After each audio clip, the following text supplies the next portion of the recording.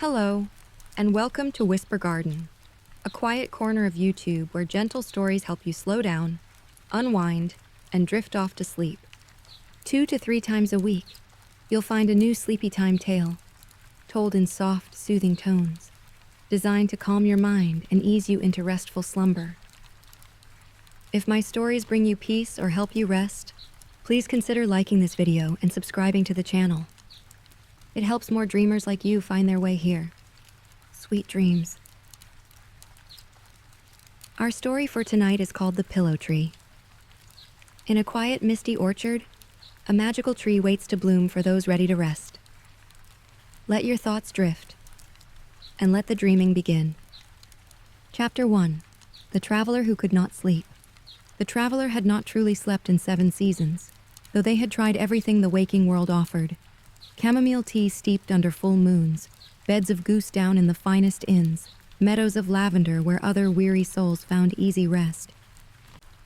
Yet sleep remained elusive, a bird that would not alight no matter how still they held their outstretched hand. Each night brought the same ritual of hope and disappointment. They would lie beneath quilts that smelled of sunshine and soap, listening to the gentle symphony of a world at rest, the whisper of wind through shutters, the distant call of night birds, the soft breathing of fellow travelers in nearby rooms. But while others surrendered to dreams, the traveler remained suspended in that liminal space between waking and sleeping, never quite crossing the threshold into true peace. Their body carried the weight of this endless vigilance. Dark circles shadowed their eyes like bruises, and their hands trembled with a fatigue so deep it had settled into their bones. They moved through the world as if walking underwater, each step requiring conscious effort, each breath a deliberate choice. The simplest tasks, ordering a meal, asking for directions, counting coins, took on the monumental quality of climbing mountains. Yet they could not stop moving. Stillness brought only the hollow echo of their wakefulness, the terrible awareness of time passing unmarked by rest. So they walked, following roads that led nowhere in particular, seeking something they could not name. Perhaps it was peace they sought, or perhaps merely the memory of what peace felt like. That distant childhood recollection of sinking into sleep as easily as sinking into warm water. The villages they passed through blurred together in their memory. Stone cottages with climbing roses, market squares where farmers sold bread that steamed in the morning air. Churches whose bells marked hours the traveler could no longer properly feel. They spoke little to the people they encountered, for what was there to say? How could they explain this peculiar affliction? This inability to claim what every creature from field mouse to mighty oak took as their natural birthright. It was in a village of blue shutters and cobbled streets that everything changed. The traveler had stopped at a small inn, more from habit than hope, and sat in the common room, nursing a cup of mint tea that had long since grown cold. The fire crackled in the hearth, and other patrons spoke in the comfortable murmur of people who belonged somewhere, who had homes to return to and beds that welcomed them. An old merchant sat at the next table, his weathered hands counting copper coins with the practiced precision of decades. His clothing spoke of distant travels, fabric dyed in colors the traveler had never seen, embroidery that suggested stories from far-off lands.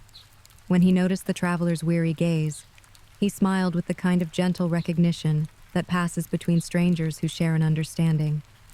"You have the look of someone who seeks what cannot be bought," the merchant said, his voice soft as worn velvet. He continued counting his coins, not looking directly at the traveler, as if speaking to the air between them. The traveler's throat felt tight. "I seek only rest." "Ah." The merchant nodded as if this explained everything. "There are places for such seeking, ancient places where the world remembers older rhythms." He paused, holding a particular coin up to the firelight, examining its surface with the attention of someone who had learned to find meaning in small details. "They say there is an orchard, deep in the morning mists, where a single tree grows with branches shaped like pillows." The traveler's heart gave a small flutter. Not excitement exactly, but something quieter and more fragile. a stirring, like the first movement of life in soil long frozen. The pillow tree, the merchant continued, his voice dropping to barely above a whisper. They say it only blooms when someone is truly ready to rest. Most who seek it are not ready, you understand. They carry their need like a burden, clutching it so tightly they cannot open their hands to receive what they seek. He finished counting his coins and tucked them away in a leather pouch that bore the scent of distant spices. When he looked at the traveler directly, his eyes held depths of understanding that seemed to encompass all the sleepless nights, all the hollow dawns, all the weight of exhaustion that had become the traveler's constant companion. The path begins where the road forks beside the standing stones, he said. 3 leagues north of here, where the wild thyme grows thick and the air tastes of honey. But remember, the tree cannot be found by those who seek it with desperate hands. It reveals itself only to those who have learned to let seeking become being. The merchant gathered his belongings with the same deliberate care he had shown his coins, nodded once to the traveler, and disappeared into the night. The traveler remained in the common room long after the fire had died to embers, long after the last patron had climbed the creaking stairs to their rest. They sat in the gathering darkness, feeling something shift inside them. Not hope, which they had learned not to trust, but something smaller and more durable. A possibility. A direction. When the first pale light of dawn touched the windows, the traveler rose, gathered their few possessions, and walked out into the morning mist. They had spent so many nights seeking sleep within 4 walls, under roofs built by human hands. Perhaps it was time to seek it under the vast, ancient roof of sky, in a place where trees grew in shapes that defied ordinary logic, where magic moved with the patience of seasons and the gentleness of rain. The road stretched before them, lined with wildflowers that nodded heavy-headed with dew. For the first time in 7 seasons, the traveler felt something that might have been the distant cousin of peace.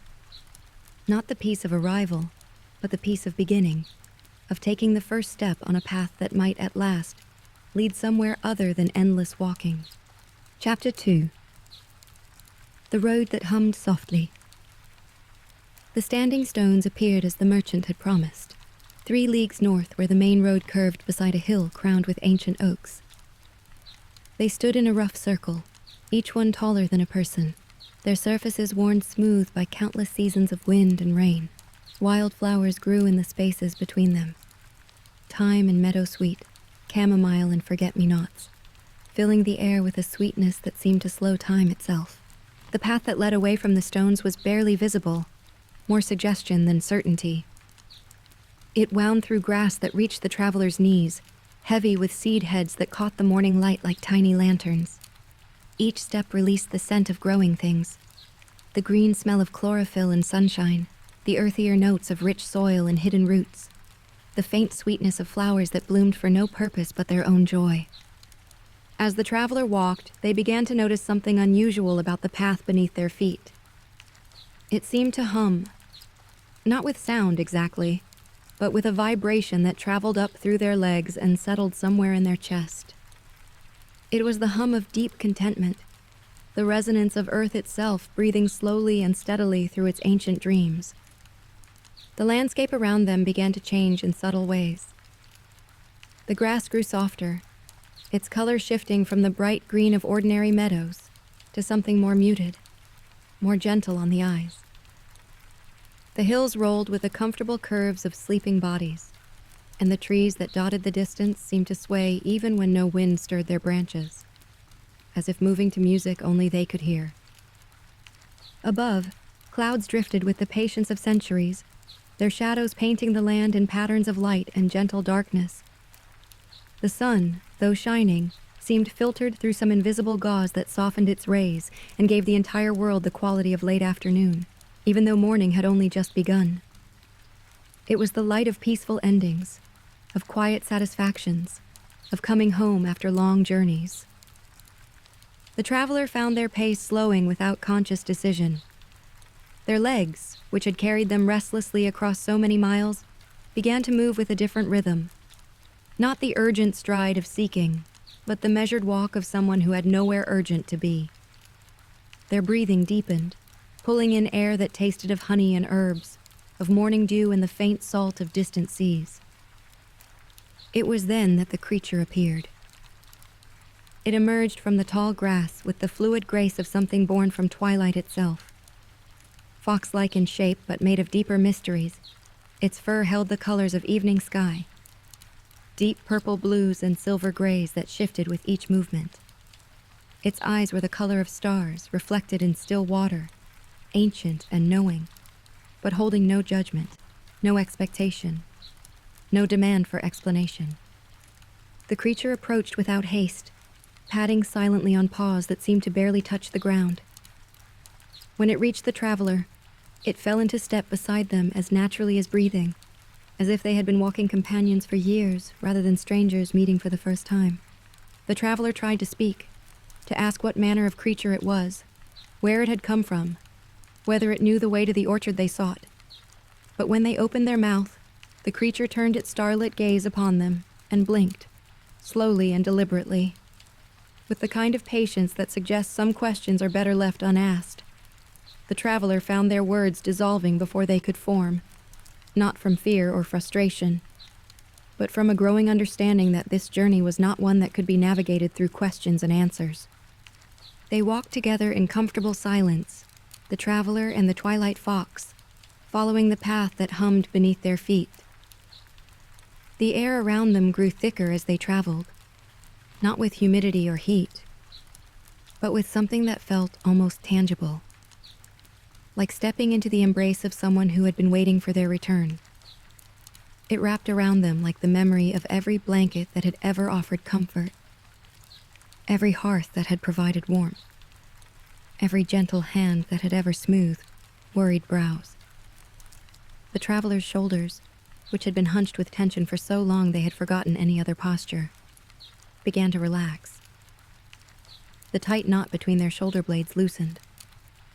Their jaw, clenched against 7 seasons of sleeplessness, gradually unclenched. They felt their body remembering what it was like to move without carrying the weight of exhaustion like a stone in their chest. As they crested a small hill, the traveler caught sight of something that made them pause. In the distance, barely visible through the golden haze of afternoon light, wind chimes hung from an ancient oak tree. They were too far away to see clearly, but their music carried on the breeze. A sound like silver bells mixed with the whisper of leaves, so faint it might have been imagined, yet so lovely it seemed to settle directly into the heart without passing through the ears. The fox creature tilted its head, listening, then continued walking with the same unhurried pace. The traveler followed, feeling something inside them respond to that distant music. It was the sound of peace made audible, of rest transformed into melody. Each note seemed to say what the traveler's soul had been longing to hear, that there were places in the world where weariness was understood, where exhaustion was not a failing, but simply a condition that could be gently, lovingly healed. The path began to descend now, winding down through meadows where flowers grew in colors that seemed to glow with their own light. Lavender blues and sunset pinks, warm golds and the soft green of new leaves. Each blossom perfect in its simplicity, each one adding its voice to the silent symphony of growing things. Bees moved among them with drowsy contentment, their wings catching the filtered sunlight as they went about their ancient work of gathering sweetness from beauty. As the day progressed, though time seemed to move differently here, more like honey than water, the traveler felt their chronically racing thoughts begin to slow. The constant internal chatter that had accompanied them for so long, the endless loop of worries and plans and desperate strategies for finding rest, gradually quieted to a whisper, then faded entirely. In its place came something they had almost forgotten existed. Simple awareness of the present moment, the feel of grass beneath their feet, the warmth of filtered sunlight on their skin, the steady, reassuring presence of the twilight fox walking beside them. For the first time in 7 seasons, the traveler was not thinking about sleep. They were not planning or hoping or desperately seeking. They were simply walking, breathing, being present to the gentle beauty that surrounded them. And in that state of simple presence, something that had been tightly wound inside them began, ever so slowly, to uncoil. The wind chimes grew closer with each step, their melody becoming clearer but no less mysterious. It was music that spoke directly to something deeper than hearing, something that had been waiting in silence for exactly this sound. The traveler felt tears they didn't understand gathering in their eyes. Not tears of sadness, but of recognition.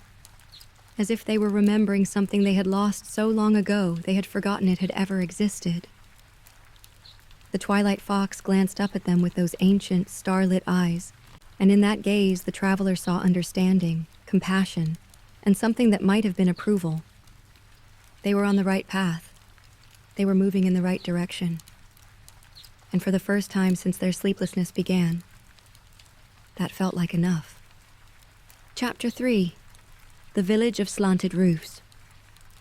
The village revealed itself gradually, as if the very act of seeing it required a kind of patience. First came the scent, wood smoke and baking bread, lavender and old roses, the green smell of well-tended gardens. Then the sounds, the gentle creak of weathered wood, the whisper of wind through eaves, the distant murmur of voices that rose and fell like a lullaby. Only then, as the traveler crested the final hill with the twilight fox padding silently beside them, did the buildings themselves come into view. It was a village that seemed to have grown rather than been built, each house settling into the landscape with the organic ease of mushrooms after rain. The roofs slanted at impossible angles, some meeting their neighbors in gentle kisses, others curving away like the drooping heads of sleeping flowers. Nothing stood rigidly vertical.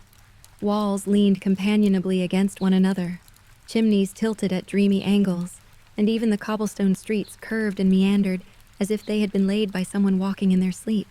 The houses themselves seemed painted in watercolors left out in gentle rain. Soft blues faded into lavender. Warm yellows melted into the palest green. And here and there a blush of rose or the faintest whisper of silver. Windows glowed amber in the afternoon light, but softly, as if each pane of glass had been kissed by sunset and retained some of its warmth. Curtains moved behind these windows like slow breaths, and occasionally the traveler caught glimpses of quiet activity within. A hand reaching for a cup, the flicker of candlelight, the suggestion of people moving with the same unhurried grace that characterized everything in this place. Gardens grew everywhere, spilling over low stone walls and climbing up the sides of houses in tangles of beauty that seemed artfully artless. Roses heavy with perfume nodded over gates that hung slightly askew.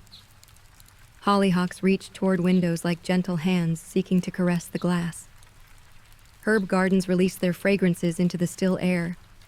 Thyme and rosemary, mint and sage, and underneath it all the green scent of growing things tended with love but not anxiety, cared for but not controlled. The people of the village moved like figures in a half-remembered dream. They walked with the flowing grace of those who had learned that arriving was less important than the quality of the journey. When they spoke, their voices barely rose above whispers, creating a constant murmur that blended with the sounds of the place itself. The creak of wood, the rustle of leaves, the distant sound of water running over stones. A woman passed carrying a basket of bread, her step so light she seemed to float above the cobblestones. She smiled at the traveler as she went by, a smile that required no words and expected no response, simply an acknowledgement of shared presence in this gentle space. An old man sat on a doorstep, whittling something that might have been a bird or might have been a flower. The shavings fell like tiny blessings at his feet, and he worked with the patience of someone who understood that all good things emerged in their own time. Children played in the streets, but even their games had a dreamlike quality. They moved slowly, their laughter soft as wind chimes, their play unstructured and flowing like water finding its course. They built structures from stones and sticks that served no purpose but beauty, told stories that had no endings but plenty of wonder. And when they grew tired, They simply lay down wherever they were and dozed like kittens in the warm afternoon light. The traveler felt their own pace slowing even further as they entered this sanctuary of unhurried time. Their feet, so accustomed to the urgent rhythm of seeking, began to match the village's gentle tempo. The twilight fox seemed perfectly at home here, acknowledged by the villagers with the same casual acceptance they showed each other. A nod here, a gentle smile there, the recognition of one peaceful being by another. As they wandered deeper into the village, following streets that curved like streams, the traveler found themselves drawn to a small shop tucked between a house covered in climbing jasmine and another whose walls were painted the color of morning sky. The shop's window was dusty with age, but through it they could see the warm glow of many candles, their flames dancing like tiny spirits in glass prisons. The door, when pushed, opened with a sound like a satisfied sigh. Inside, the air was thick with the scents of beeswax and herbs, old wood and something indefinable that might have been the essence of comfort itself. Candles of every size and color filled shelves that reached toward a ceiling lost in gentle shadows. Some flames burned steady and bright, others flickered as if dancing to music only they could hear, and a few seemed to pulse with a rhythm that matched the traveler's own heartbeat. Behind a counter made from a single piece of wood so old its grain told stories of centuries, an elderly woman sat with her eyes closed. Her breathing was deep and even, her hands folded in her lap with the stillness of prayer. Her hair, white as cloud shadows, was braided with small flowers that seemed to glow with their own light. She wore clothing that might have been any color in better light, but here in the candlelit dimness, appeared to be woven from twilight itself. The traveler stood uncertainly before the counter, unsure whether to speak or wait or simply leave. The twilight fox settled at their feet with the boneless grace of absolute contentment, apparently prepared to wait as long as necessary. The woman's breathing continued, deep and peaceful, and gradually the traveler found their own breath synchronizing with hers, their racing heartbeat slowing to match her calm rhythm. "Excuse me," the traveler finally whispered, the words seeming too loud in the hushed space. The woman's lips curved into the faintest smile, but her eyes remained closed. When she spoke, her voice was like the sound of leaves settling after wind has passed through them. "You seek sleep," she said. Not a question, but a gentle statement of fact. "Yes," the traveler replied, surprised by how simple the admission sounded when spoken aloud in this place. "Most do, who find their way here." The woman's hands remained folded, her eyes still closed, but somehow her presence filled the small shop with warmth. But seeking sleep is like trying to catch moonbeams in a net. The harder you grasp, the more surely it slips away. "But I've been looking for so long." The traveler's voice broke slightly on the words, carrying the weight of 7 seasons' worth of exhaustion and disappointment. The woman nodded as if she understood perfectly. "That," she said with infinite gentleness, "is precisely why it runs from you. Sleep comes only to those who stop chasing it.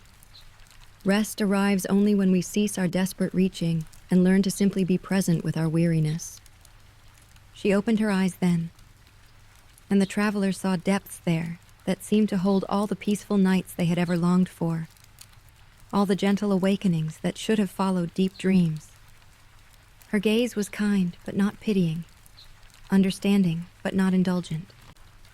It was the look of someone who had learned profound truths through their own long journey and was willing to share them with fellow travelers.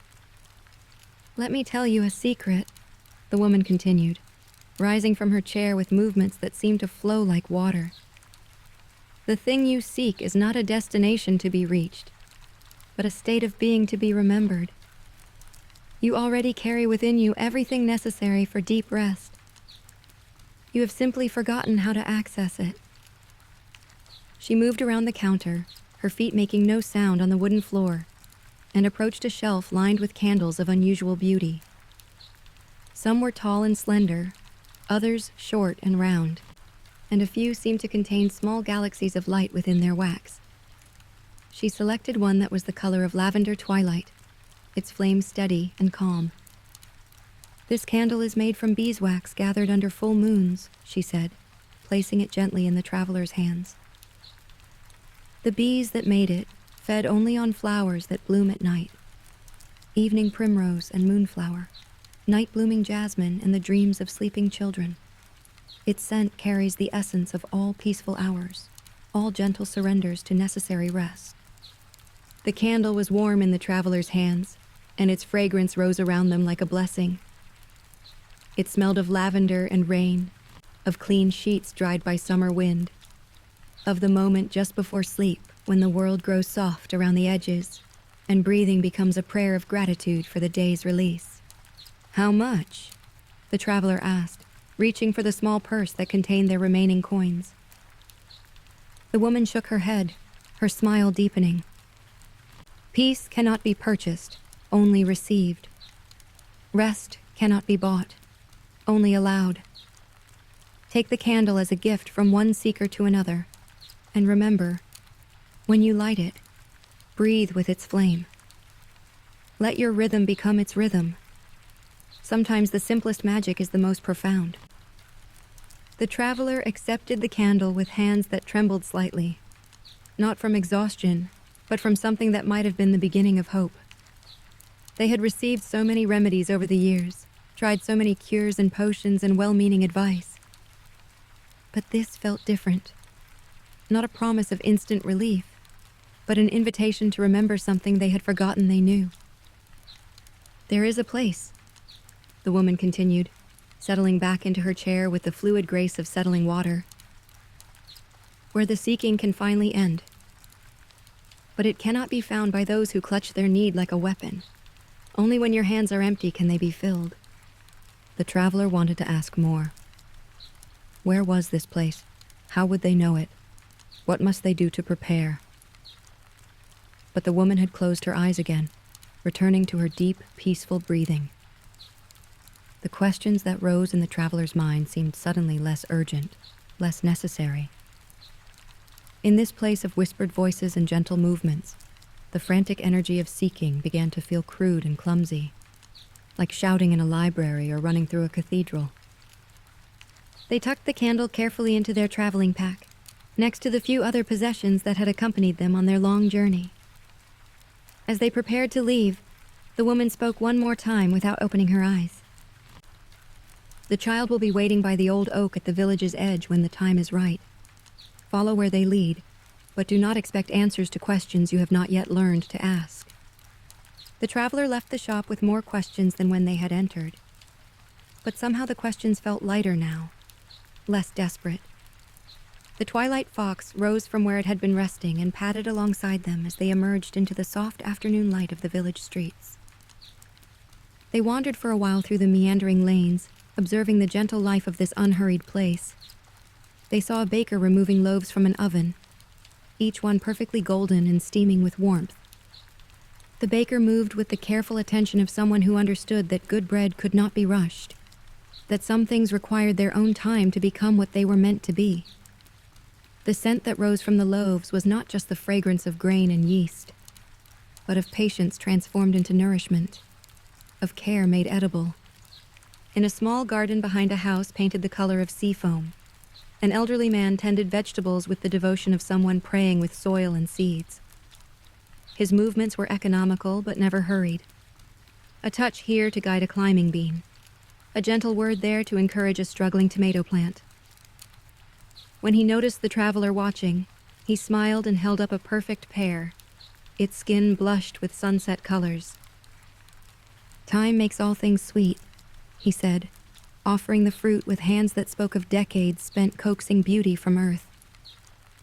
The pear was impossibly juicy, its flavor carrying hints of sunshine and morning dew, of seasons spent growing toward this moment of perfect ripeness. A group of women sat in a circle under an apple tree, their hands busy with needlework that seemed to grow organically from their fingers. They stitched flowers that looked ready to release their perfume, birds that seemed poised to take flight, landscapes that held depth and movement despite being rendered in thread. Their conversation was a gentle murmur, less words than musical tones, creating a harmony that blended with the sound of leaves moving in the barely perceptible breeze. As the afternoon deepened toward evening, the traveler felt something they had almost forgotten. The natural rhythm of day giving way to night. The organic tiredness that came not from desperate exhaustion, but from a day well lived, fully experienced. Their eyelids grew heavy, not with the crushing weight of sleeplessness, but with the pleasant drowsiness that followed satisfaction. They found themselves at the village's edge sooner than expected, where an ancient oak tree spread its massive canopy over a small clearing. The tree was old beyond measure, its trunk so wide that several people holding hands could not have encircled it, its branches reaching both toward heaven and down to embrace the earth. Moss grew on its bark in patterns that seemed to tell stories in a language older than words, and its leaves whispered secrets to anyone who knew how to listen. Beneath the tree, exactly as the candlemaker had promised, waited a child. Chapter 4. The Orchard Gate. The child could have been any age between 7 and 70, with the timeless quality of someone who had learned to exist outside the ordinary flow of years. Their hair caught the filtering light like spun moonbeams, and their clothes seemed woven from the same twilight fabric as the fox creature's fur. They sat cross-legged in the grass, entirely absorbed in the creation of a crown made from fallen leaves and small flowers, their fingers working with the focused attention of a master craftsperson. When the traveler approached, the child looked up with eyes that held depths of understanding inappropriate for any human face, regardless of age. They smiled. Not the bright, demanding smile of ordinary children, but something quieter and more knowing, like the smile of someone who had been expecting this meeting for longer than memory could reach. "You're the one," the child said simply, setting aside their leafy crown and rising to their feet with fluid grace. "I've been waiting, but not impatiently. Waiting can be its own kind of meditation when you understand that everything arrives in its proper time." The traveler felt a flutter of recognition, though they were certain they had never seen this child before. Perhaps it was the quality of acceptance in those ancient eyes, or the way the child moved with the same unhurried certainty that characterized everything in this gentle village. Whatever the source, they felt immediately that they were in the presence of someone who could be trusted completely. "The candlemaker said you would guide me," the traveler said. The child nodded. "I guide many who are ready. Not all who seek the orchard are prepared to find it, but you..." They paused, studying the traveler's face with the attention of someone reading a beloved book. "You have walked far enough that your feet have learned the difference between moving toward something and running away from something else. That is the first requirement." Without further explanation, the child began walking away from the village, following a path that seemed to materialize under their feet. The traveler and the twilight fox fell into step behind them, entering a landscape that grew more dreamlike with each passing moment. The path led through meadows where the grass grew in patterns that suggested meaning without revealing it. Spirals and curves that pleased the eye and calmed the mind without engaging the analyzing intellect. Wildflowers bloomed in seemingly random profusion, but the traveler began to notice that their colors shifted gradually as they walked, moving through the spectrum like a slow sunset, rendered in petals and stems. Trees appeared more frequently as they traveled, each one unique in ways that defied botanical logic.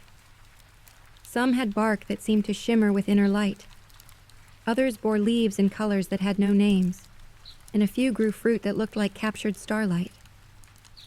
None of this struck the traveler as impossible or even particularly strange. In this place of slowed time and gentle magic, such wonders seemed as natural as breathing.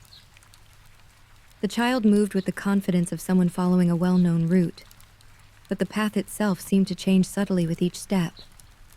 Sometimes it was paved with stones worn smooth by countless pilgrim feet. Sometimes it was merely a track through grass, and occasionally it disappeared entirely, existing only as a feeling of rightness in the bones that said, "This way, always this way."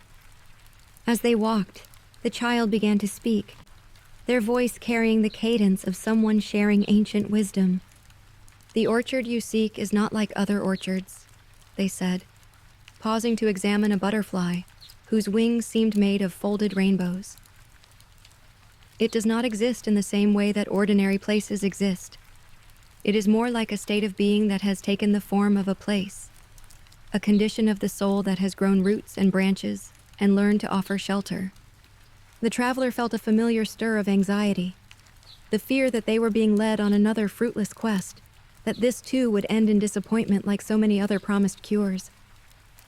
But the child seemed to sense their concern and continued speaking. "Your doubt is understandable," they said with the patience of someone who had encountered this reaction many times before. "You have been disappointed before. Promises have been made and broken. Hope has been offered and withdrawn. But this is different because it requires nothing of you except the willingness to stop requiring things of yourself." They walked in comfortable silence for a while. The only sounds the soft whisper of grass against their legs, and the distant call of birds whose songs seemed designed to induce the most pleasant drowsiness. The air grew thicker as they traveled, not with humidity but with something that felt almost edible. Sweetness and comfort that could be tasted with each breath. The twilight fox padded alongside them with the contentment of a creature in its natural element. Occasionally it would pause to investigate some interesting scent, or to exchange what appeared to be meaningful glances with other creatures they encountered along the way. Rabbits whose fur held the colors of sunset, deer whose antlers seemed carved from moonbeams, small birds that sang lullabies in languages that bypassed the mind and spoke directly to the heart. As the day progressed, though here, as in the village, time seemed to move more like honey than water, the landscape began to change in subtle ways. The trees grew taller and their branches more intertwined, creating natural arches over the path. Vines heavy with night-blooming flowers began to appear, their perfume growing stronger as the light began to fade. The very air seemed to thicken with promise and mystery. "We're almost there," the child said, their voice dropping to the whisper that seemed to be the natural speaking voice of this enchanted place. "But before we arrive, you must understand something important." They stopped walking and turned to face the traveler directly. In the gathering twilight, their face seemed to glow with soft inner light, and their eyes held depths that spoke of wisdom earned through experiences beyond ordinary human understanding. "The orchard will not give you what you think you want," the child continued. "It will not provide sleep as a thing to be grasped or rest as a reward to be earned.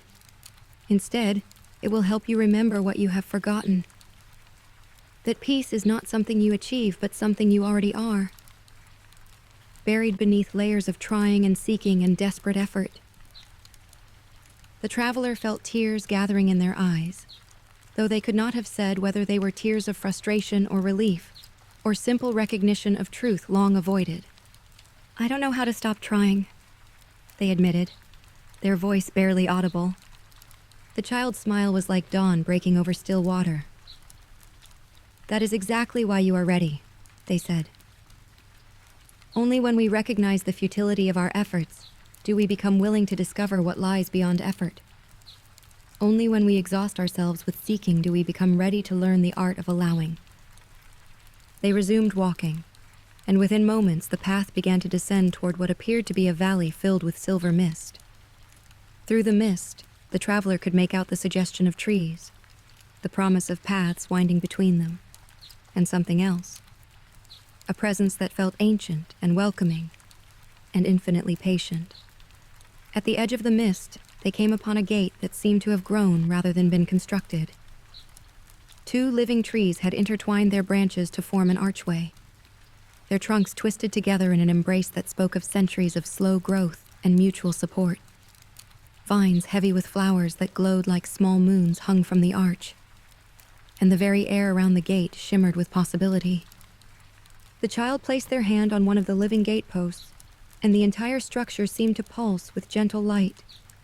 Beyond the arch, mist moved with purposeful currents, and the traveler could hear, or perhaps feel, the sound of many trees breathing in slow, synchronized rhythm. "This is as far as I can guide you," the child said, their voice carrying a note of ceremony. What lies beyond is a journey that can only be taken alone, though you will not be lonely. The orchard has been waiting for you longer than you have been seeking it. It knows your need better than you know it yourself.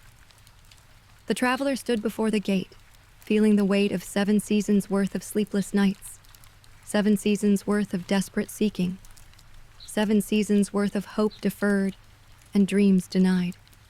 Behind them lay the path that had brought them here, village and meadow, companionship and guidance, the slow learning of how to move without desperation. Ahead lay the unknown, wrapped in mist and mystery and the promise of something beyond their current understanding. "Are you ready?" the child asked, echoing the question they had posed at the village's edge. But now the words carried different weight, deeper implications. The traveler looked down at the twilight fox, who met their gaze with eyes that seemed to hold all the starlight that had ever blessed the dreams of peaceful sleepers. They thought of the candlemaker's gift, tucked safely in their pack, and of her words about empty hands being the only ones that could be filled. They thought of the merchant's warning about carrying need like a burden, and of the child's teaching about the difference between seeking and allowing. "I don't know," they said finally. And the admission felt like the most honest words they had spoken in 7 seasons. The child's smile widened, and they reached out to touch the traveler's hand with fingers that felt like warm silk. "Perfect," they said.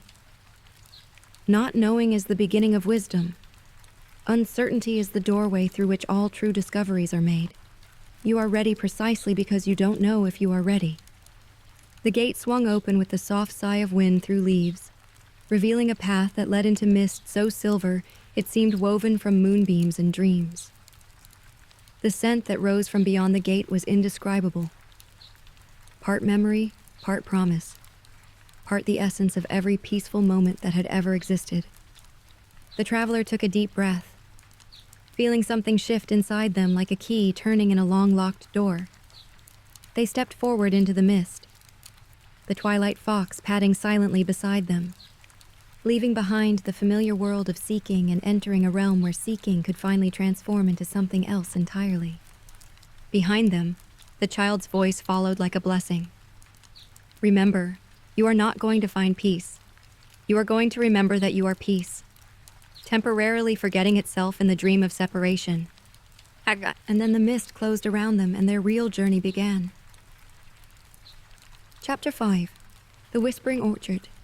The mist embraced them with the tenderness of a mother welcoming a long-lost child. It moved around them, not as obstacle but as gentle guide, parting to reveal the path ahead, while closing softly behind to ensure they could not retreat into old patterns of doubt and hesitation. Each breath drew the silver essence deep into their lungs, and with it came a calm that seemed to settle into their very bones. The orchard revealed itself slowly, like a secret being shared by trusted friends. First came individual trees, looming out of the mist like ancient guardians, each one unique in ways that spoke of magic grown patient through centuries of tending. Some drooped with the graceful sadness of weeping willows, their branches brushing the ground in constant benediction. Others stood tall and straight with bark that seemed to hold inner light, as if starfire had learned to flow through wood and root. As the traveler moved deeper into this sanctuary, the diversity of the trees became even more apparent.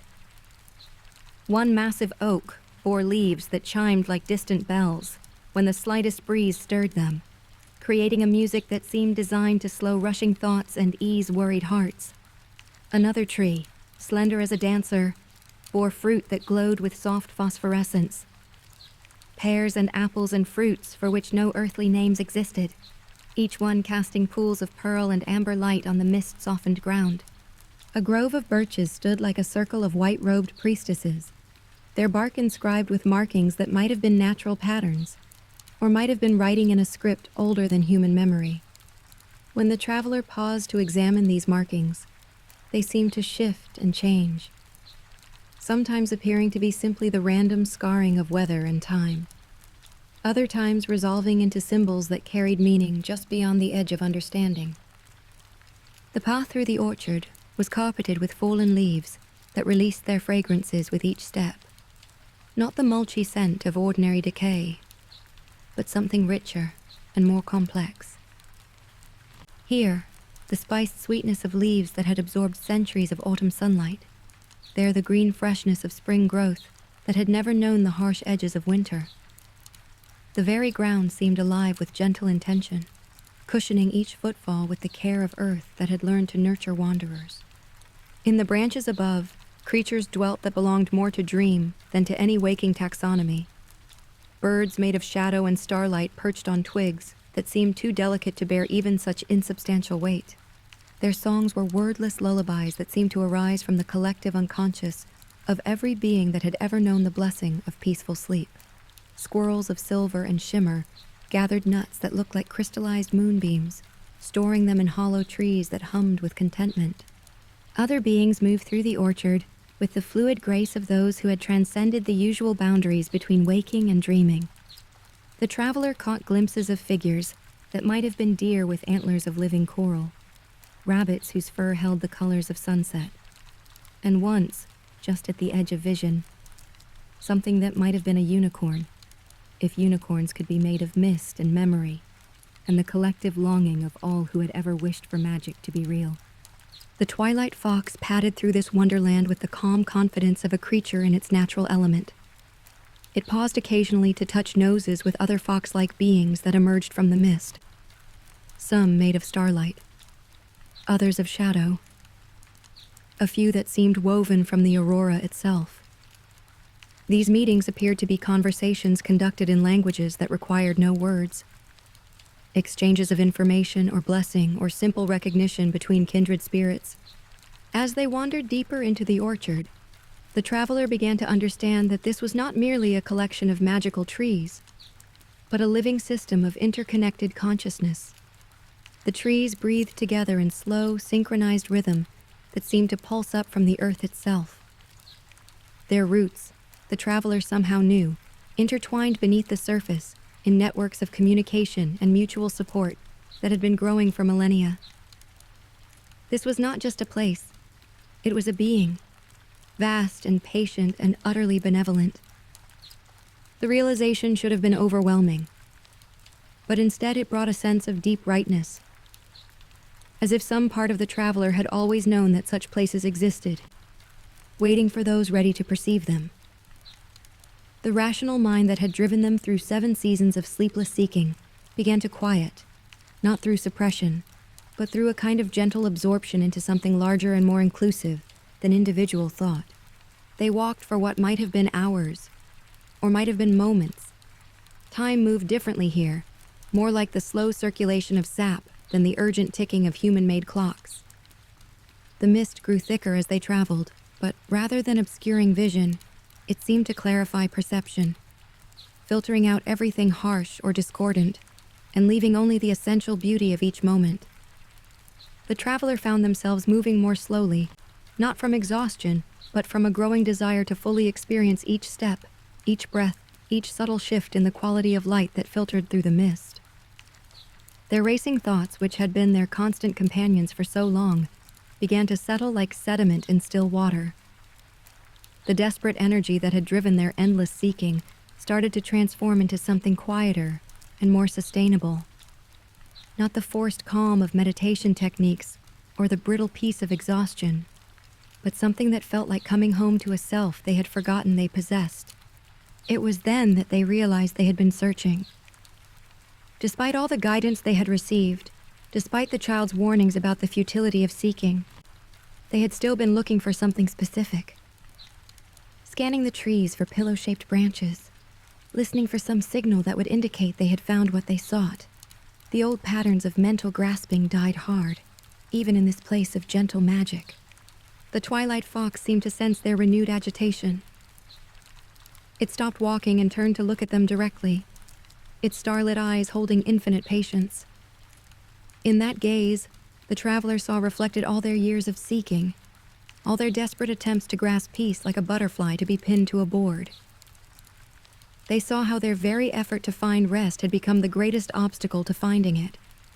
how their need had hardened into a kind of spiritual materialism that turned even the most sacred experiences into objects to be acquired. Standing there in the mist-wrapped silence of the orchard, surrounded by breathing trees and dream creatures, the traveler felt the full weight of their exhaustion, not just the physical tiredness of 7 sleepless seasons, but the deeper weariness of a soul that had forgotten how to simply be.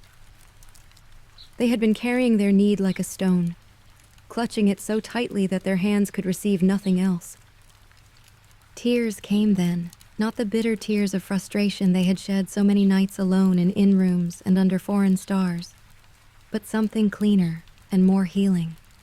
These were tears of recognition, of surrender, of the profound relief that comes when a burden long carried is finally set down. They wept for all the nights of wakeful struggle, for all the cures tried and failed, for all the hope deferred and dreams denied. But mostly they wept for the simple, staggering realization that they had been carrying what they sought within them all along. The trees around them seemed to respond to this release, their breathing growing deeper and more pronounced.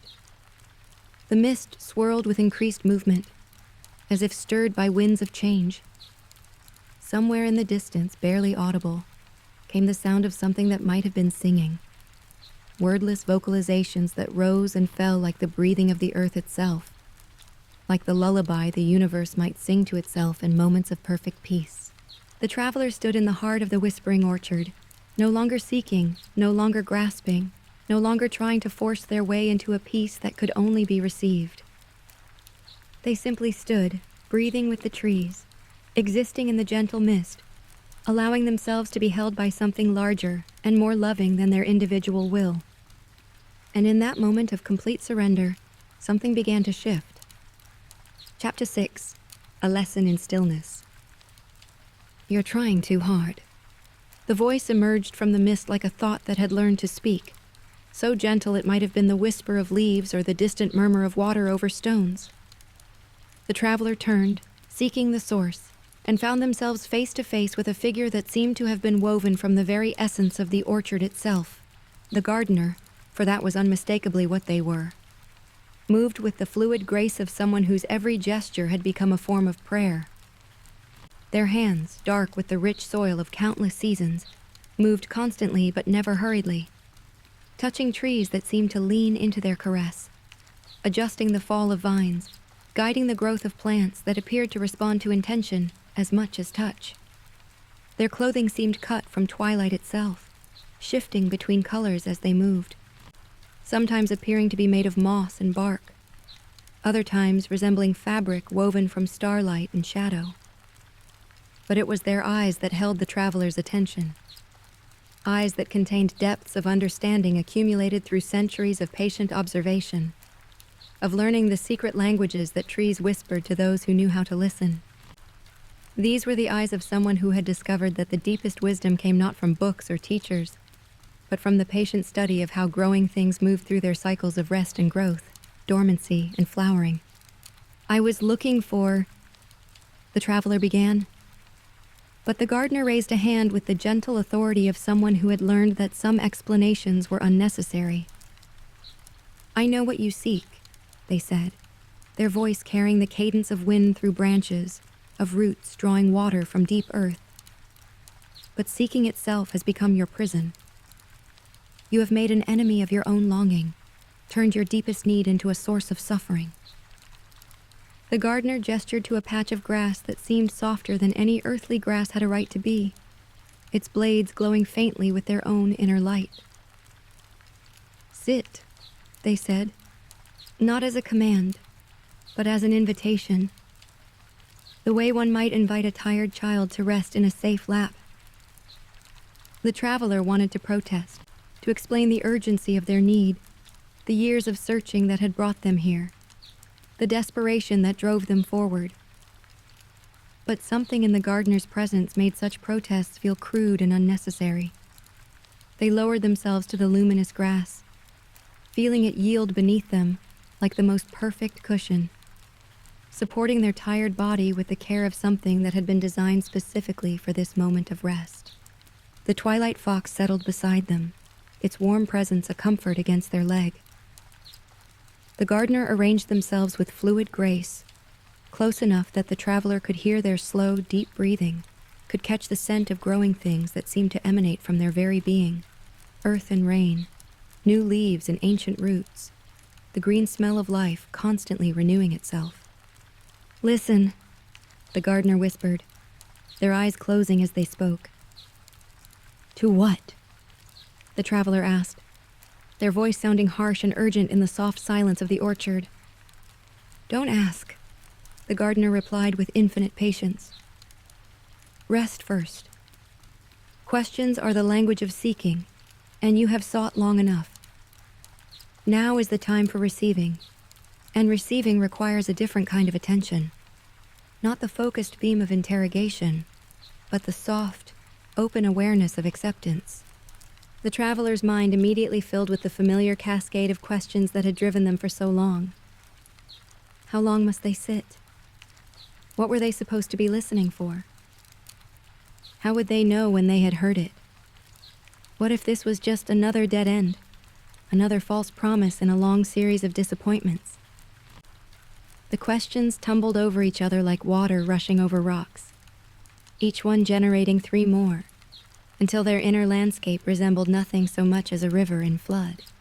But the gardener seemed unperturbed by this mental turbulence. They had settled into their breathing with the calm of someone who had learned to find perfect peace in the simple act of existing. Their chest rose and fell with the rhythm of the orchard itself, and gradually the traveler became aware that this rhythm was not arbitrary, but connected to something larger: the pulse of sap through branches, the slow circulation of nutrients through root systems, the ancient breathing of earth itself as it cycled through seasons of growth and rest, minute by minute, breath by breath. The traveler found their own breathing beginning to synchronize with the gardener's. It was not a conscious choice, but something that happened naturally, the way one person's yawn can trigger yawning in others, or the way people walking together gradually fall into step. As their breathing slowed and deepened, the cascade of questions began to quiet, not through suppression, but through a kind of gentle absorption into the larger rhythm of the place. The traveler became aware of sounds they had not noticed before: the whisper of mist moving between tree trunks, the soft percussion of dew falling from leaf to leaf, the barely audible hum that seemed to rise from the very soil beneath them. These were not loud sounds, not the kind of noises that demanded attention, but the subtle music of a world at peace with itself, the barely perceptible symphony that played constantly beneath the surface of everyday awareness. Their shoulders, which had been hunched with tension for so long they had forgotten any other posture was possible, began to soften and drop. The tight knot between their shoulder blades, woven from years of carrying anxiety like a physical weight, started to loosen. Their jaw, clenched against 7 seasons of frustrated longing, gradually unclenched, allowing their face to settle into lines of peace rather than strain. Time took on a different quality as they sat in the luminous grass beside the patient gardener.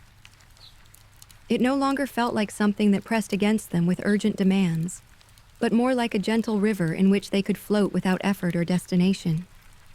Minutes might have passed, or hours. The distinction seemed less important than the quality of presence they were discovering. A way of being that required no achievement, no progress toward predetermined goals. The twilight fox had settled into the drowsy contentment of an animal completely at peace with its surroundings. Its breathing had synchronized with theirs and the gardener's, creating a small circle of shared rhythm in the vast orchestra of the orchard. Occasionally it would shift position with the boneless grace of something that had never learned to hold tension in its body, and each movement seemed to release small sighs of contentment into the misty air. As their breathing deepened and their questions quieted, the traveler began to understand what the gardener meant by listening. It was not the active, focused attention of someone trying to hear specific information, but something softer and more receptive. The open awareness of someone willing to receive whatever the moment offered. It was listening with the whole body, the whole being, allowing the subtle communications of the orchard to register not just in their ears, but in their bones, their breath, their gradually slowing heartbeat, they became aware that the trees around them were indeed communicating, but not in the linear fashion of human speech. Instead, they shared information through chemical signals carried on the breeze, through the subtle vibrations that traveled along their interconnected root systems, through the complex dance of give and take that had sustained forest communities for millions of years. This was a conversation that had been ongoing since long before human consciousness had developed the ability to recognize it, a continuous exchange of wisdom and support that occurred beneath the threshold of ordinary awareness. The traveler felt themselves beginning to be included in this vast conversation, not as a participant who contributed specific content, but as a presence that was acknowledged, accepted, welcomed into the community of breathing beings that made up the orchard. It was the first time in 7 seasons that they had felt themselves to be part of something larger than their own seeking, their own need, their own isolated struggle with sleeplessness. For perhaps the first time since their journey began, they were not asking anything of the world around them. They were not trying to extract peace from the environment, not attempting to manipulate their circumstances to produce the rest they craved. They were simply present, breathing with the trees, existing in the gentle mist, allowing themselves to be held by something that asked nothing in return except their willingness to receive. The gardener opened their eyes and smiled, though they said nothing. In their gaze, the traveler saw recognition of something that had shifted, some internal barrier that had dissolved without fanfare or drama. The desperate seeking that had driven them across continents and through countless disappointing nights was transforming into something else. Not the achievement of peace, but the discovery that peace had been their natural state all along, temporarily obscured by the very effort to attain it. "Better," the gardener whispered, their voice barely disturbing the soft air. "Much better. You begin to remember what your body has always known. That rest is not earned but allowed, not grasped but received." The traveler felt tears gathering in their eyes again, but these were different from the tears of surrender they had shed earlier. These were tears of recognition, of coming home to a way of being they had forgotten they possessed. They were tears of relief at discovering that the peace they had sought so desperately was not something foreign that had to be acquired, but something intimate that had only to be uncovered. The gardener rose with the fluid grace of water returning to its level, their movements creating barely a whisper in the luminous grass. "Come," they said, extending a hand that seemed to glow with the same gentle light that suffused everything in this place. "There is something you are ready to see." The traveler accepted the offered hand and was surprised by its warmth, its solidity. They had expected something ethereal, but the gardener's touch was as real as earth and as comforting as sun-warmed stone. As they rose to their feet, they realized that something fundamental had changed in their body. The chronic tension that had been their constant companion for 7 seasons had not disappeared entirely, but it had transformed from a harsh grip into something softer, more manageable, like the difference between a clenched fist and an open palm. The twilight fox stretched with the luxurious satisfaction of an animal that had enjoyed perfect rest, then padded over to join them. Together, the 3 of them began to move deeper into the orchard, following paths that seemed to form beneath their feet as they walked. The traveler noticed that they were no longer searching, no longer scanning the trees for signs of what they sought.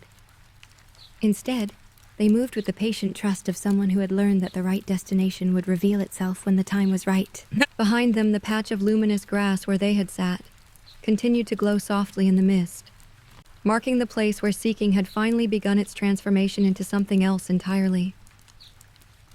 Chapter 7. When the wind forgot to blow. The change came gradually, like the shift from one season to another, so subtle that the traveler only became aware of it retrospectively. The constant whisper of wind through leaves that had provided the orchard's gentle soundtrack began to fade, not stopping abruptly, but diminishing by degrees until even the most sensitive ear could detect no movement in the air at all. The mist, which had been in constant slow circulation since they entered this sacred space, began to settle and still, hanging between the trees like silver curtains that had been drawn and left to rest. Even the leaves paused their perpetual conversations. Those that had been chiming like distant bells fell silent, their music fading to nothing. The phosphorescent fruits ceased their gentle pulsing, holding their light steady and constant. Throughout the orchard, every moving thing seemed to pause, as if the entire ecosystem were holding its breath in anticipation of something momentous. The traveler felt this stillness enter their own body, moving through them like a slow tide of perfect calm. Their heartbeat, which had been gradually slowing throughout their time in the orchard, found a rhythm they didn't recognize, deeper than their normal pulse, more ancient, as if they were tapping into some fundamental frequency that connected all living things.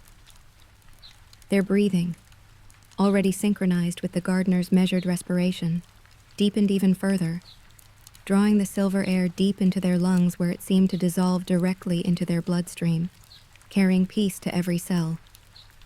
The gardener had stopped walking, their earth-dark hands resting lightly on the bark of a tree whose trunk spiraled upward like a frozen dance.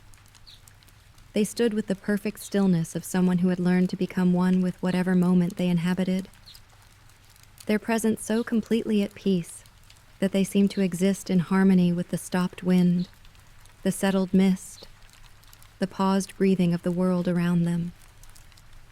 "Now," they whispered, though their lips barely moved. "Now you are ready to see." The traveler turned slowly, following the gardener's gaze, and felt their breath catch in their throat.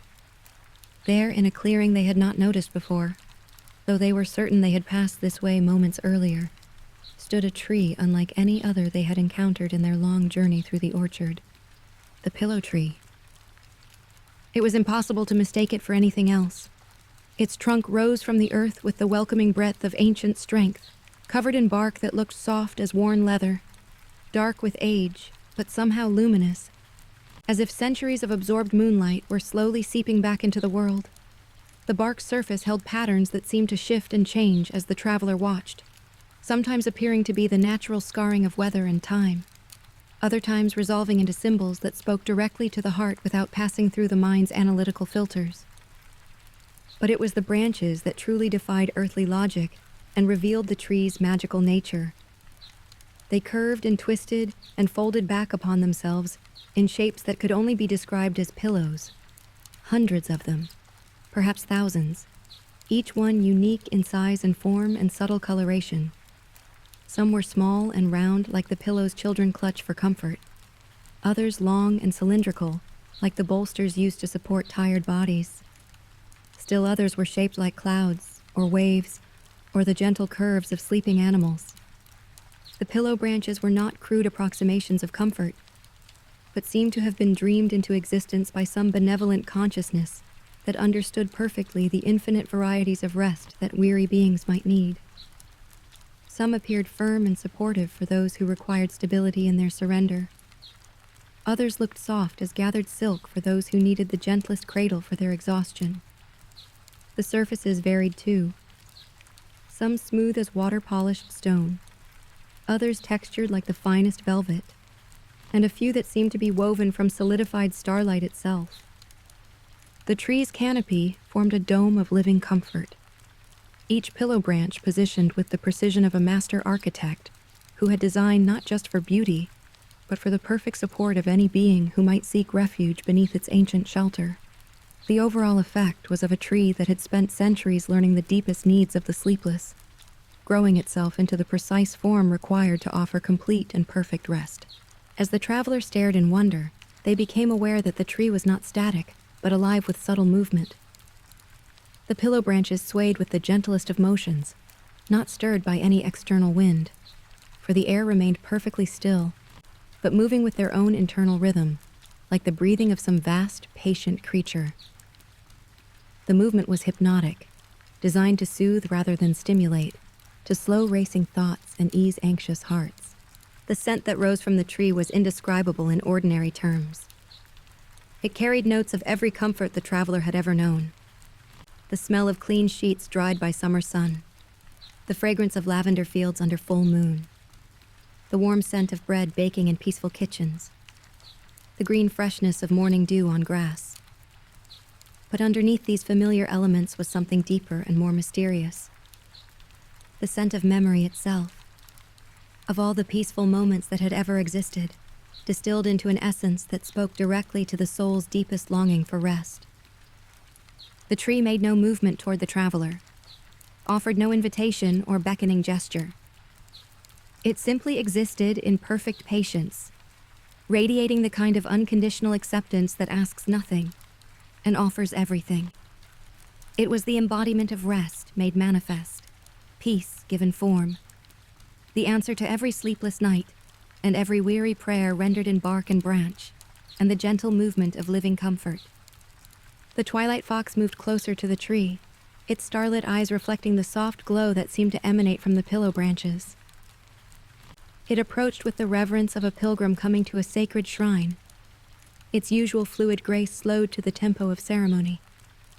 When it reached the base of the trunk, it settled into a position that suggested it was prepared to wait as long as necessary, its presence offering silent support without any pressure or expectation.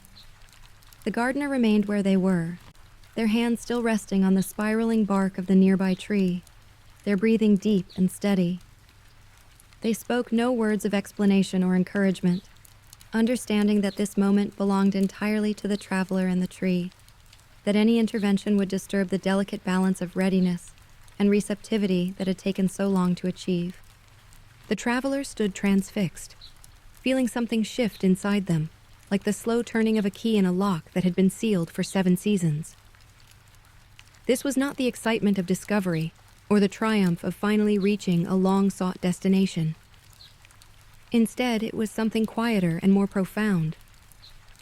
The recognition of something that had been waiting for them, not just in this magical orchard, but within their own heart, patient and constant as the turning of seasons.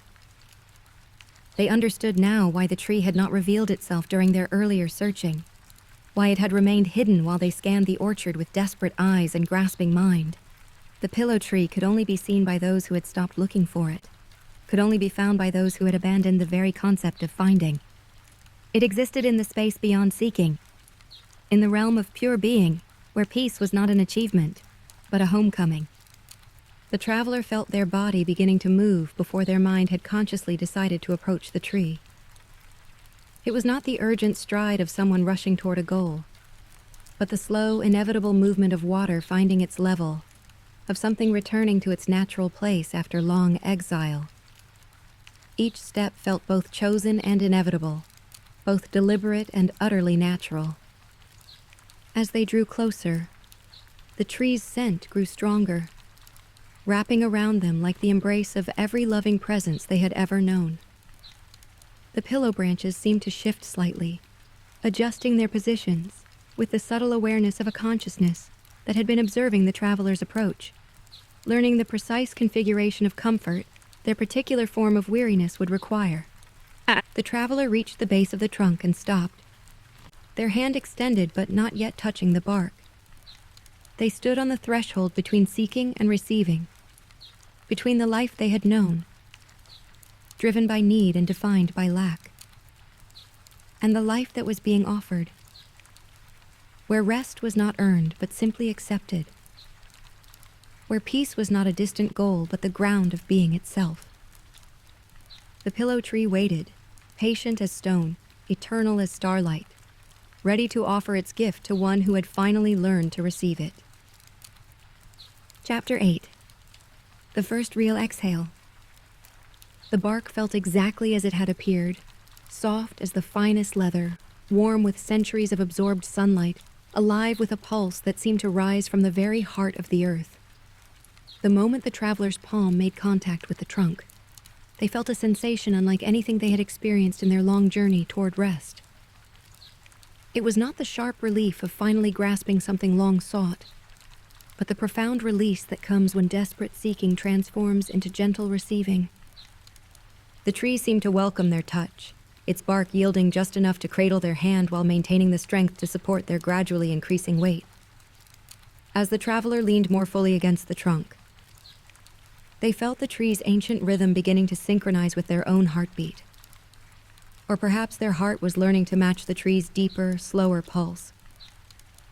The distinction ceased to matter as the boundary between self and sanctuary began to dissolve in the most natural way possible. Above them, the pillow branches began their descent. The movement was so gradual as to be almost imperceptible at first, like the way shadows lengthen at sunset or flowers open at dawn. Each branch lowered itself with the patient precision of something that had all the time in the world and understood that the most important things could not be rushed. The traveler watched in wonder as the living architecture of comfort rearranged itself around them, guided by an intelligence that seemed to comprehend their exact needs better than they understood them themselves. Some branches curved down to support their shoulders, which had carried the weight of sleeplessness for so long they had forgotten what it felt like to let that burden rest somewhere else. Others positioned themselves to cradle their arms, their back, their legs, each pillow branch finding its perfect place in a constellation of support that seemed designed specifically for this moment, for this particular traveler's particular form of exhaustion. The texture of each branch was perfectly suited to its function. Those that supported weight felt firm but yielding, like the finest down compressed just enough to provide stability without sacrificing softness. Others that merely touched the skin were gossamer light, their surfaces smooth as silk or textured like the softest velvet, designed to soothe rather than support, to comfort rather than constrain. As the branches settled into their final positions, the traveler found themselves cradled in a nest of perfect comfort, surrounded by living pillows that adjusted themselves continuously to their slightest movement. It was support without imprisonment, comfort without constraint. They were held gently but never trapped, embraced but never confined. The traveler felt their body begin to release tensions they had not even known they were carrying. Muscles that had been contracted for so long they had forgotten how to relax slowly began to soften and lengthen.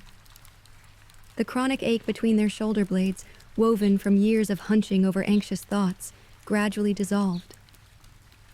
The tightness in their chest, formed from holding their breath against disappointment after disappointment, finally began to ease. But the most profound change was in their breathing.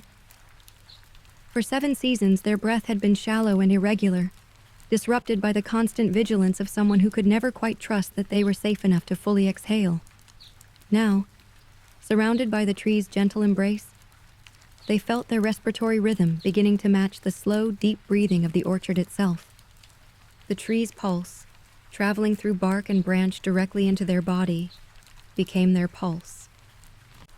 The tree's breath, drawn up from deep roots and exhaled through countless leaves, became their breath. The tree's ancient rhythm of growth and rest, expansion and contraction, became the rhythm of their own being.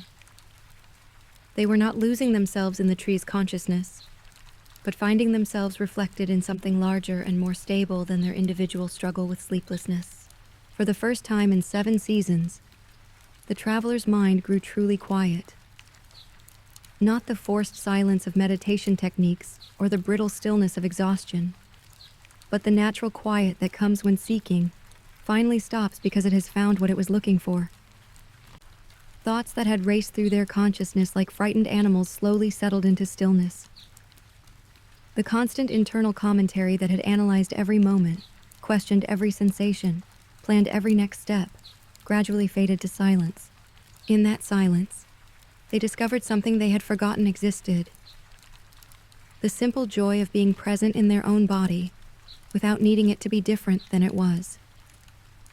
The tree's embrace allowed them to feel their physical form, not as a burden to be managed or a problem to be solved, but as a sacred vessel temporarily housing something precious and eternal.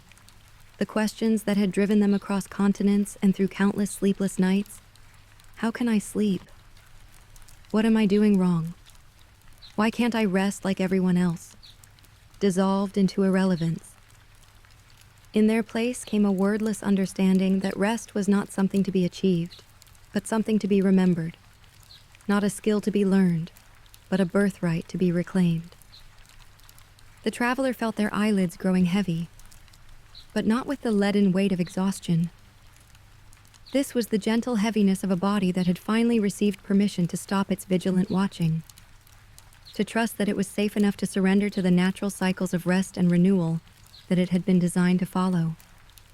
Their breathing deepened even further, each exhale releasing not just carbon dioxide, but the accumulated tension of years of trying too hard, caring too much, pushing against the natural flow of their own being. Each inhale drew in not just oxygen, but the peace that had been waiting for them all along, patient as starlight, constant as the turning of seasons. The pillow branches adjusted themselves minutely as the traveler's body settled more deeply into relaxation, each one responding to the subtle changes in their posture with the attentiveness of something that had been created for exactly this purpose. The tree's intelligence seemed to extend into every fiber of its being, creating a living system of support that anticipated needs before they arose, provided comfort before it was requested. The traveler felt themselves sinking deeper into the embrace, not falling but being received, like a stone settling into still water, or a seed nestling into fertile earth. The boundary between their body and the tree's support began to blur in the most comforting way possible. They were not losing their identity, but finding it reflected in something that understood rest as not just the absence of wakefulness, but as a positive state of being. A return to the natural condition of peace that was their deepest essence. The twilight fox had curled up at the base of the tree, its star-bright eyes now closed in the kind of perfect rest that only comes to creatures who have never forgotten how to trust completely. Its presence was a comfort, a reminder that this kind of surrender was natural, that every living thing was designed to know when it was safe to let go of its vigilant watching and sink into the restorative darkness of deep rest. The gardener remained at their respectful distance, but their presence too was a comfort. The watchful care of someone who understood that the most important healing happened not through intervention, but through simply holding space for natural processes to unfold in their own time and way. As the traveler's consciousness began to soften around the edges, they felt a profound gratitude rising in their chest. Not the desperate gratitude of someone who had finally gotten what they needed, but the quiet thankfulness of someone remembering a gift they had always possessed, but had temporarily forgotten how to access. They didn't need to grasp sleep or earn rest or achieve peace. They only needed to remember that these were their natural inheritance, temporarily obscured by the very effort to attain them. The pillow tree was not giving them something foreign, but helping them return to something that had always been theirs. Their last conscious thought before sleep began to claim them was not a thought at all, but a feeling. The warm recognition of coming home after a very long journey, of finding not a new place, but the place they had always belonged, of discovering that what they had sought everywhere else had been waiting within them all along, patient as stone, faithful as sunrise, gentle as the breath that now carried them into the darkness they had feared for so long, but which revealed itself, at last, to be not an enemy, but the most tender of friends. Chapter 9. Sleep, at last. The orchard settled into its deepest quiet as the traveler's breathing slowed to match the ancient rhythm of the pillow tree. The mist, which had hung silver and substantial between the trunks throughout their journey, began to thin and lighten, becoming translucent as pearl, then transparent as moonlight on water. The phosphorescent fruits dimmed their glow to the faintest suggestion of illumination, like stars appearing in the deep twilight of a world finally ready for sleep. Every tree in the orchard seemed to participate in this sacred transition. The bells that had chimed from the oak's branches fell silent, their last notes fading into the gathering peace like prayers whispered into darkness. The birches with their mysterious inscriptions stood motionless as white-robed guardians, their bark seeming to absorb and hold the soft light that filtered through the mist. Even the dream creatures that dwelt among the branches settled into perfect stillness, their forms becoming translucent, then invisible, as if they were returning to the realm of pure possibility from which they had emerged. The twilight fox, curled at the base of the pillow tree, had entered the kind of profound rest that only comes to beings who have never learned to doubt their right to peace.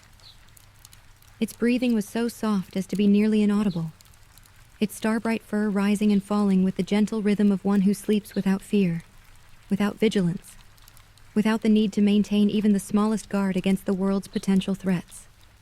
Occasionally, its paws would twitch with the memory of running through meadows that existed only in dreams, and a small sound like distant contentment would escape its throat.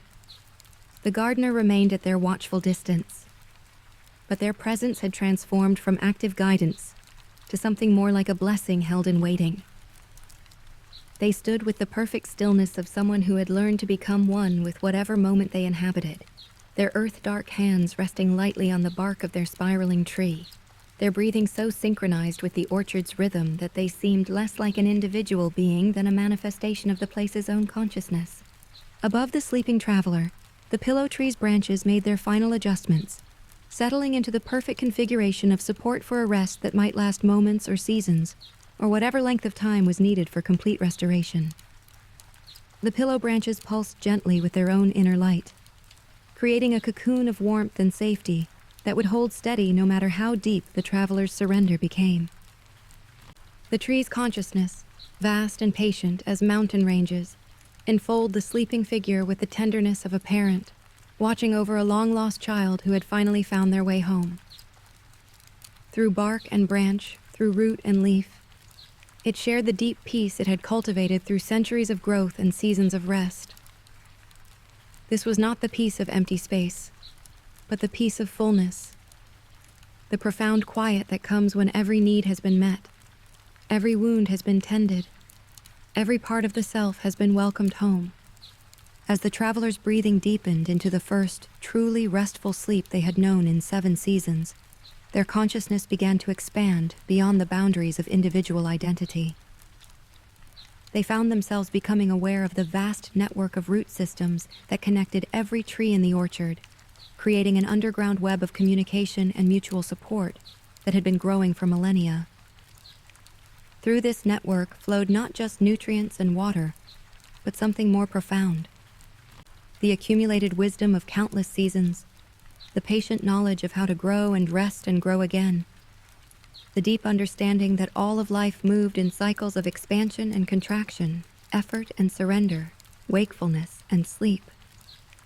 The traveler felt themselves held not just by the physical embrace of the pillow tree, but by this entire community of growing consciousness. Every tree in the orchard was participating in their rest, offering some element of support or protection or healing that their particular form of exhaustion required. The weeping willows lent their knowledge of how to bend without breaking, how to touch the earth while reaching toward sky. The ancient oaks shared their understanding of how to remain rooted while growing ever upward, how to weather storms by learning to sway with forces larger than themselves. Time ceased to have meaning in any ordinary sense. The traveler might have slept for hours or days or entire seasons. In this place of eternal twilight and gentle mist, such distinctions were irrelevant.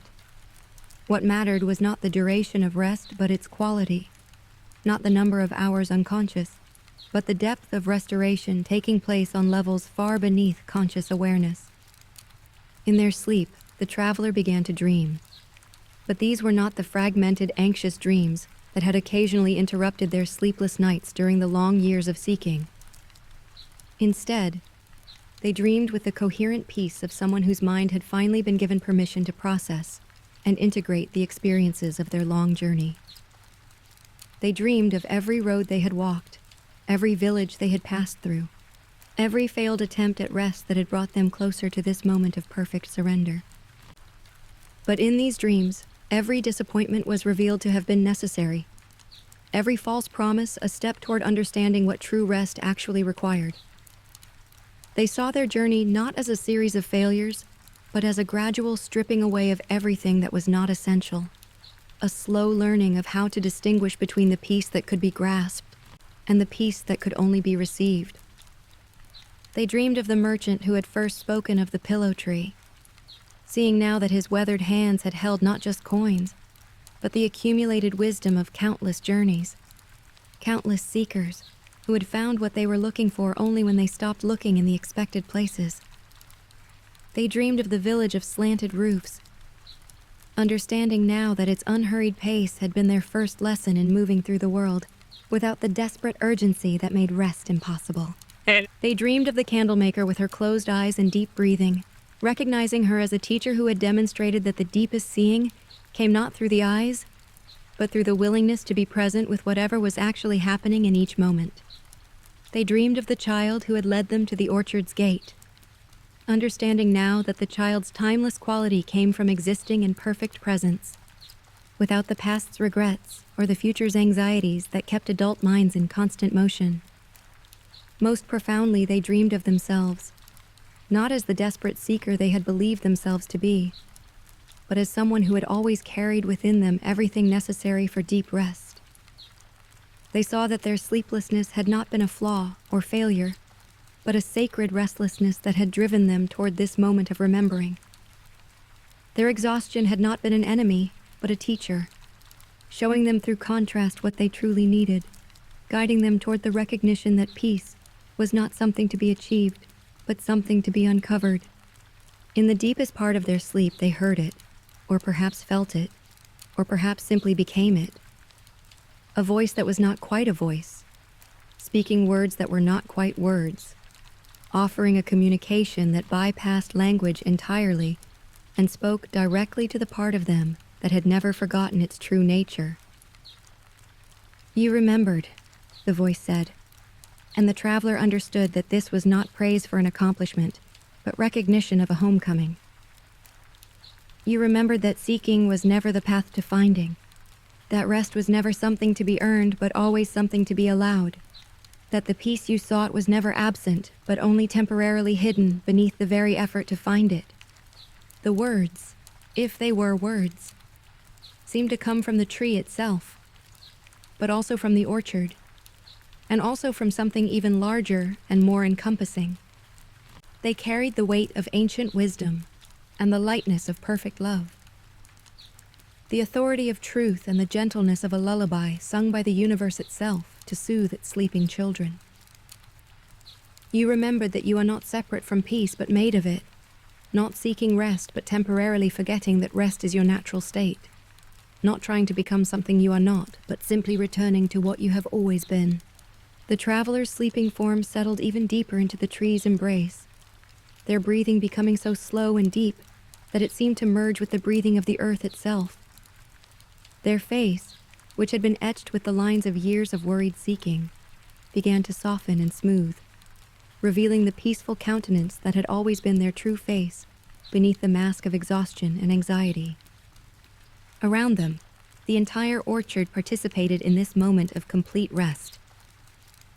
The mist became so thin as to be barely perceptible, creating a space that seemed to exist between the ordinary world and the realm of pure dreaming. The soft light that emanated from the pillow branches pulsed in rhythm with the traveler's heartbeat, creating a gentle luminescence that spoke of healing happening at the deepest levels of being. The twilight fox's breathing synchronized perfectly with the sleeping travelers, creating a small circle of shared peace at the base of the ancient tree. Its presence was both companionship and blessing, the faithful witness to a transformation that was as natural as seasons changing and as miraculous as the first emergence of life from seemingly lifeless soil. Somewhere in the distance, barely audible even in the perfect silence of the orchard, wind chimes began to sing again. Not the urgent music of seeking, but the gentle melody of finding. Not the restless song of journey, but the peaceful hymn of arrival. The music seemed to rise from the very heart of the place, a celebration of what happened when weary souls finally learned to trust the darkness enough to surrender completely to its tender embrace. The gardener's lips curved in the faintest smile, though their eyes remained closed and their breathing continued deep and even. In their vast patience, they had witnessed countless such surrenders, countless moments when the desperate search for peace finally transformed into the simple acceptance of peace as the ground of being itself. Each instance was unique and precious, each seeker's journey a sacred story of return to what had never actually been lost. The traveler slept on, cradled in the arms of the pillow tree, surrounded by the loving presence of an entire community of growing consciousness, held by forces larger and more benevolent than individual will or effort.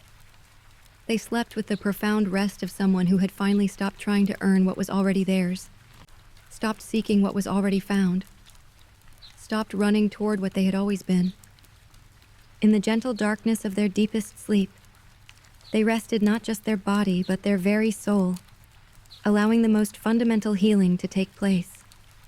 The remembering of their original nature, the return to the peace that was their birthright, the coming home to the rest that had been waiting within them all along. Patient as starlight, faithful as morning, gentle as the breath that carried them now into the realm of perfect peace. Above them, the orchard settled into its eternal quiet, mist swirling softly between the ancient trees. The pillow tree's branches maintaining their gentle embrace, the twilight fox's breathing joining the ancient lullaby of a world at rest. And in the distance, carried on air so still it might have been a held breath, the wind chimes continued their celebration of what happened when seeking finally found its way home to being.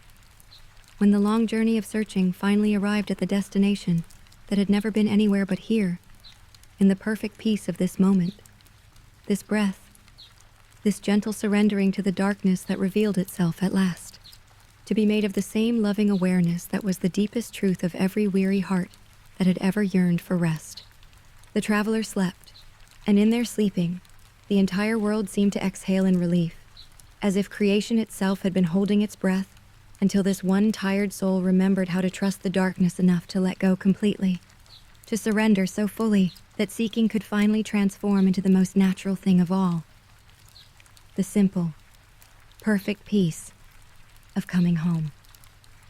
In the orchard of the pillow tree, where mist moves like blessing between ancient trunks, and every breath carries the scent of dreams made manifest, the restless find their rest, and the weary remember the art of peace.